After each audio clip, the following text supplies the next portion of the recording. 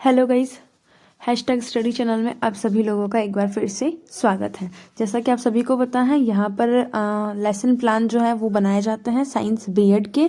तो और सबसे खास बात यह है कि आपको जो है इस लेसन के साथ में जो मिनिएचर्स हैं उसकी भी फ़ोटो यहाँ पर आपको प्रोवाइड करवाई जाती हैं। तो प्लीज़ अगर मेरे वीडियोस अच्छे लगे तो लाइक, शेयर एंड सब्सक्राइब ज़रूर कीजिएगा। चलिए वीडियो को शुरू करते हैं। देखिए, हम हमारी यूनिट कर रहे थे सजीव विशेषताएं एवं आवास वाले। ये हमारे यूनिट है, ना कि टॉपिक। ध्यान रहे कि आपकी यूनिट है। इसमें आपके टोटल 6 लेसन बनेंगे।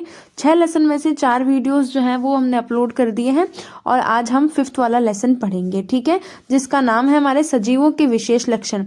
अब सजीवों के विशेष लक्षण ना हमारे 6 हैं, इसीलिए ये हो गया पार्ट 1, क्योंकि इसमें 3 मिनिएचर्स होंगे। ओके, पाठ का महत्व कि विद्यार्थी सजीवों के लक्षण जैसे कि वृद्धि, श्वसन आदि के बारे में अध्ययन कर सकेंगे। पाठ्य वस्तु विश्लेषण, पाठ का हम नाम लिख देंगे, यानी सजीवों के विशेष लक्षण पार्ट 1, और इसके 3 पार्ट करके वृद्धि, श्वसन और उद्दीपन के प्रति अनुक्रिया हम लिख देंगे। पाठ के उद्देश्य की बात करते हैं। सबसे पहला आता है आपका ज्ञानात्मक। ज्ञानात्मक में देखिए कि विद्यार्थी सजीवों के विशेष लक्षणों से संबंधित तथ्यों का प्रत्यास्मरण कर सकेंगे तथा दूसरे में प्रत्याभिज्ञान कर सकेंगे। हो गए दोनों सेंटेंस। बात करते हैं अवबोध की। अवबोध में आपका क्या आता है कि विद्यार्थी सजीवों के विशेष लक्षणों से संबंधित तथ्यों की व्याख्या कर सकेंगे तथा सजीवों व निर्जीवों के लक्षणों के आधार पर परस्पर इनकी तुलना कर सकेंगे। आगे आता है ज्ञानोपयोग। विद्यार्थी सजीवों के लक्षणों से संबंधित ज्ञान का उपयोग अपने दैनिक जीवन में कर सकेंगे और विद्यार्थी उपयुक्त अध्याय की सहायता से अपने पूर्व ज्ञान व नए ज्ञान में संबंध स्थापित कर सकेंगे। आगे आता है आपका लास्ट में आता है कौशल, कि विद्यार्थी सजीवों के लक्षणों से संबंधित तथ्यों का संग्रहण या संकलन कर सकेंगे और सजीवों के लक्षणों का विश्लेषण भी कर सकेंगे। आगे बात करते हैं शिक्षण अधिगम सामग्री। आपको पता है ये आपकी 2 प्रकार की होती है, सामान्य शिक्षण सामग्री, विशिष्ट शिक्षण सामग्री। विशिष्ट शिक्षण सामग्री में आप यहाँ पर जो मिनिएचर्स बनाएंगे 1, 2, 3 करके आपको उनका नाम यहाँ पर लिख देना है, ठीक है। बाद में आता है आपका विधि एवं प्रविधि, व्याख्यान विधि, प्रदर्शन और प्रश्नोत्तर विधि। पूर्वानुभव के विद्यार्थी सजीवों के बारे में सामान्य जानकारी रखते होंगे। प्रक्रिया, अब बात करते हैं प्रस्तावना की, जो आपका कहा जाता है लेसन की आत्मा। ओके, तो चलिए शुरू करते हैं। इसमें होता है आपके 5 प्रश्न। पहला प्रश्न है कि शुक्र की बहन किसे कहा जाता है? शुक्र की बहन कहा जाता है पृथ्वी को। पृथ्वी पर जीवों को कितने भागों में बांटा गया है? 2 भागों में। दोनों भागों के नाम बताइए, सजीव और निर्जीव। जीवों को हम 2 भागों में बांट रहे हैं, दोनों के नाम सजीव और निर्जीव। सजीवों के कुछ उदाहरण दीजिए, मनुष्य, पशु, गाय इत्यादि। और मनुष्य के विशिष्ट लक्षणों के बारे में आप क्या जानते हैं? ये हो जाता है आपका आंशिक उत्तर। फिर आता है आपका उद्देश्य कथन। उद्देश्य कथन में हम लिखेंगे, यहाँ पे मैंने लाइन कंप्लीट नहीं लिखी, कि बच्चों आज हम सजीवों के विशेष लक्षणों के बारे में विस्तार से अध्ययन करेंगे, ये आपको यहाँ पर लिख देना है। प्रक्रियात्मक व्यूह रचना, इसमें बात करते हैं आपके अधिगम बिंदु। पहला अधिगम बिंदु आता है आपका वृद्धि। वृद्धि में आता है विकासात्मक प्रश्न। विकासात्मक प्रश्न होता है आपके 3 प्रकार के, 3 होते हैं विकासात्मक प्रश्न। पर्यावरण किससे हरा भरा रहता है? पेड़ पौधों से। पेड़ पौधे किससे निर्मित होते हैं? बीज से। बीज अंकुरित होकर के पौधा बनता है, तो किस क्रिया से बनता है? ये हो जाता है आंशिक उत्तर।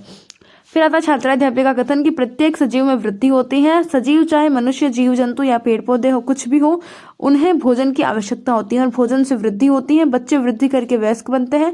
पिल्ले जो होते हैं ना कुत्ते के, वो वृद्धि करके कुत्ते बनते हैं। और पौधे वृद्धि करके वृक्ष बनते हैं, जबकि यह वृद्धि जो है वो सभी जीवों में होती है, यानी कि पाई जाती है। विद्यार्थी क्रिया, वही विद्यार्थी ध्यानपूर्वक सुनते तथा समझते हैं। यहाँ पर मैंने वृद्धि के बारे में ही लिखा है आपका ब्लैक बोर्ड समरी में, कि प्रत्येक सजीव में वृद्धि होती है और सजीवों को वृद्धि करने के लिए भोजन की आवश्यकता होती है। बात करते हैं आपके मिनिएचर की, वो यहाँ पर आपका पेस्ट हो जाएगा और ये रहा आपका मिनिएचर। फिर बात करते हैं आपके श्वसन की, कि विकासात्मक प्रश्न। सजीवों के उदाहरण दीजिए, मनुष्य, पशु और पेड़ पौधे। मनुष्य O2 का उपयोग किसके लिए करते हैं? सांस लेने के लिए। सांस लेना अर्थात श्वसन से क्या लाभ होता है? ये हो जाता है आंशिक उत्तर। छात्राध्यापक का कथन, कि सजीवों को जीवित रहने के लिए श्वास लेना होता है, जिसे हम श्वसन कहते हैं, और मनुष्य श्वसन हेतु O2 का, जबकि पेड़ पौधे CO2 का उपयोग करते हैं। श्वसन की क्रिया से ही भोजन का शरीर में विखंडन होता है तथा आपको ऊर्जा मिलती है। श्वसन की क्रिया से ही रक्त के माध्यम से O2 का शरीर में परिवहन होता है। विद्यार्थी क्रिया, विद्यार्थी ध्यानपूर्वक सुनते तथा समझते हैं। यहाँ पर आपका व्हाइट मिनिएचर जो होगा, फ्लैप मिनिएचर पेस्ट हो जाएगा। आगे आता है आपका ब्लैक बोर्ड समरी। उसमें क्या लिखा है मैंने? यही श्वसन के बारे में लिखा है, कि सजीवों को जीवित रहने के लिए श्वसन करना होता है और मनुष्य श्वसन करने के लिए O2 गैस को ग्रहण करते हैं। बोध प्रश्न की बात करते हैं, मनुष्य श्वसन हेतु कौन सी गैस ग्रहण करते हैं, O2, और पेड़ पौधे श्वसन हेतु कौन सी गैस ग्रहण करते हैं, CO2। तीसरा आपका टीचिंग पॉइंट आता है उद्देश्य के प्रति उद्दीपन के प्रति अनुक्रिया। विकासात्मक प्रश्न होते हैं आपके तीनों आप देख लीजिए एक बार कि कुछ पादपों की पत्तियां वाष्पोत्सर्जन को कम करने के लिए किसमें रूपांतरित हो जाती है, कांटों में।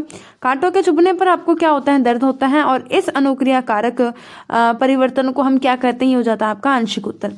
छात्राध्यापिका कथन की बात करते हैं कि कांटे के चुभने पर दर्द का होना, चिल्लाना तथा स्वादिष्ट भोजन देखने पर मुंह में पानी आना और गर्म चीजों को छूते ही हाथ हटा लेना। इसी के साथ में आप ये भी लिख सकते हो कि पादप का जो है वो सूर्य की ओर में मुड़ जाना, पादप के प्ररोह का सूर्य की ओर मुड़ जाना इत्यादि वातावरणीय परिवर्तनों को हम क्या कहते हैं, उद्दीपन कहते हैं। और सभी सजीवों में इन उद्दीपन के प्रति अनुक्रिया होती है जिससे उन्हें दर्द होता है और मुंह में पानी आता है और फिर गर्म चीजों से वो हाथ हटा लेना, ये सभी क्या है, उसके प्रति उद्दीपन के प्रति की जाने वाली अनुक्रियाएं हैं। इसके उदाहरण है कि चारा देखने पर पशु का चैतन्य हो जाना तथा तेज रोशनी में जानवर का भाग जाना, ये इसके उदाहरण होते हैं। यहाँ पर आपका फ्लैप मिनिएचर पेस्ट हो जाएगा, ठीक है। विद्यार्थी क्रिया वही ध्यानपूर्वक सुनते हैं समझते हैं ये वाली, और फिर बाद में आता है आपका ब्लैक बोर्ड समरी कि सभी सजीव उद्दीपन के प्रति यानी कि वातावरणीय परिवर्तनों के प्रति अनुक्रिया करने की क्षमता रखते हैं। बोध प्रश्न, उद्दीपन किसे कहते हैं, वातावरण में होने वाले परिवर्तन को। अनुक्रिया किसके प्रति की जाती है, उद्दीपन के प्रति की जाती है। पुनरावृत्ति प्रश्न आपके 5 होते हैं। सजीवों के कुछ विशेष लक्षण बताइए। वृद्धि के लिए किसकी आवश्यकता होती है, बच्चे वृद्धि करके क्या बनते हैं। उद्दीपन किसे कहते हैं और शरीर में O2 किसके माध्यम से बढ़ता है। ये हो गए आपके 5 प्रश्न। मूल्यांकन प्रश्न की पौधों में क्या होता है, पौधे में क्या नहीं होता, वृद्धि, श्वसन, अनुक्रिया या फिर कोई नहीं, दोनों, इन तीनों में से आपको बताना है, ठीक है।